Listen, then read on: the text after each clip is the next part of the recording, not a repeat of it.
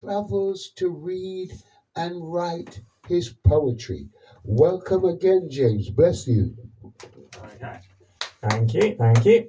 So, two poems here that I'll be reading out at the Outlook, October 24th. Should come on down.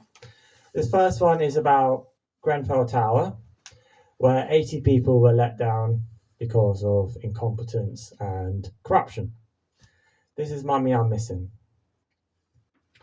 Mummy, I'm missing. As you're kissing my head and I roll out of bed, seeing red, fire on my feet.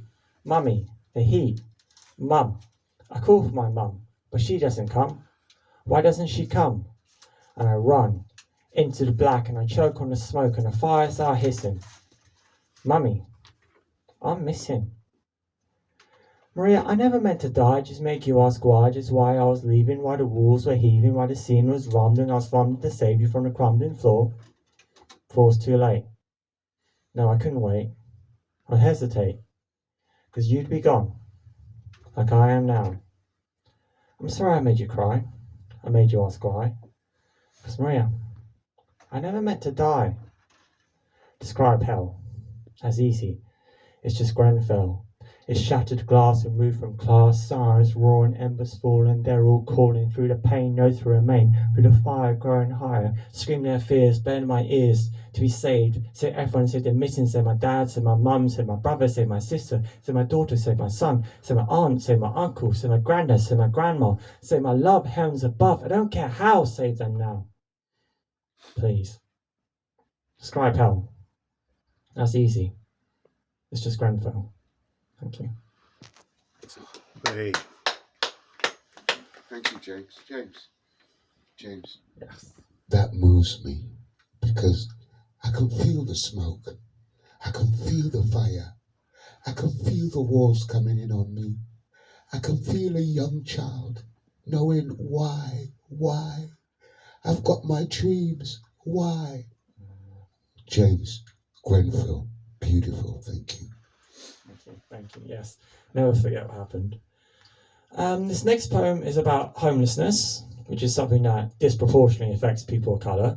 So it was back in 2021, Shelter released some statistics saying that even though people of colour make up 14% of the general population, they make up like 24% of the homeless population.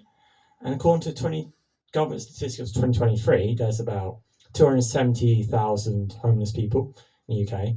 Now, the maths isn't great, but that means there's at least 54,000 homeless people of colour, with 11% of them being black. So this poem's dedicated to them. This is a never-ending road. He leaves the office clutching his P45, the rain tumbling down, and the darkness growing behind his eyes. His home was already empty, except for the stats of missed mortgage payments, and a note from his wife, and the darkness growing behind his eyes. He returns to the job centre to find his things in black bin bags, and the locks have been changed, all while the darkness grows behind his eyes. Onto the never-ending road he goes, until his shoes fall apart, and his socks become threadbare, and the darkness grows behind his eyes. The ground is cold, and the rocks dig into him, and his stomach screams at him, all while the darkness grows behind his eyes.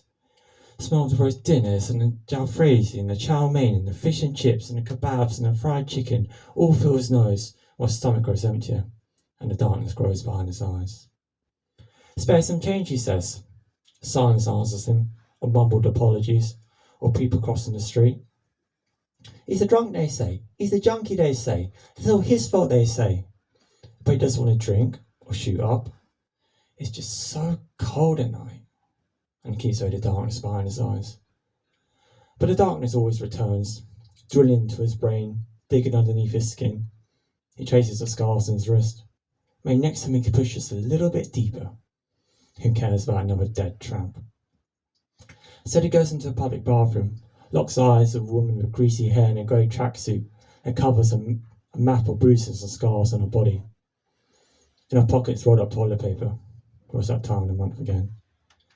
And he goes into a homeless encampment, surrounded by the LGBTQ plus youth, banished for only being themselves. And he goes past the Arabs and Eritreans and Somalians and Nigerians and the Iraqis and the Iranians and the Afghanis and the Mexicans and the Turkish and the Ukrainians and the El Salvadorians, all reaching out for help, all screaming to the void. As are the children without parents, running away for a better life, onto streets that are paved with chewing gum and grease, not gold. He's part of community now. Hundreds of thousands just like him all across the country.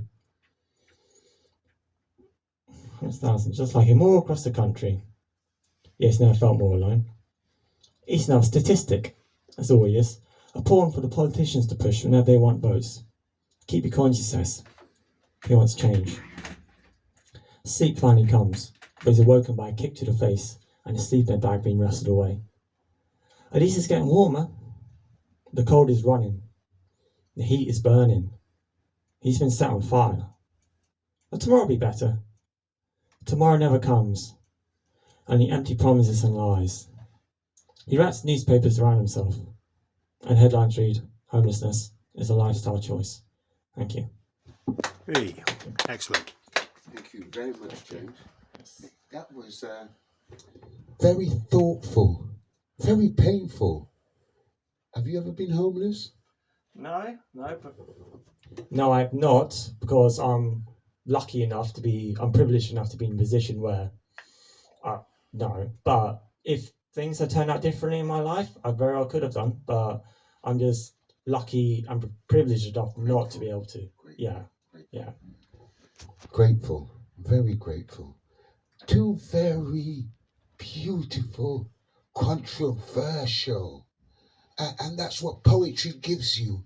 It gives you an opportunity to speak and say a lot of things that other people want to say, but haven't been very privileged like us to experience writing and then to read. And then Eric, Laura is so proud of you. Laura is so proud of you. She's texted me, she said, "Tell Eric I'm so proud of him. I can't." Bless you, Laura. Bless you, Laura.